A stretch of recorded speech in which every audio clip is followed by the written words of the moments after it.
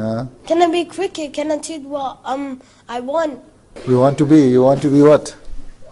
Like cricket, football. Cricketer, football player. You want to be player? हाँ, you should play.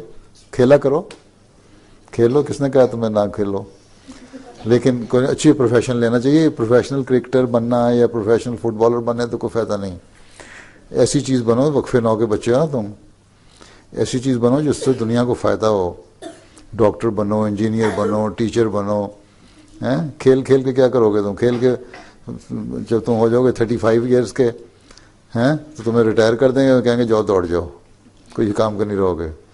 इसलिए ऐसा काम वक्फे नौ बच्चों को करना चाहिए। मुबल्लिग बने, टीचर बने, डॉक्टर बने, इंजीनियर बने, लैंग्वेज से सीखे, हैं, जो दुनिया के काम आए। ठीक है, यूज़फुल आदमी बनना चाहिए ना आदमी को।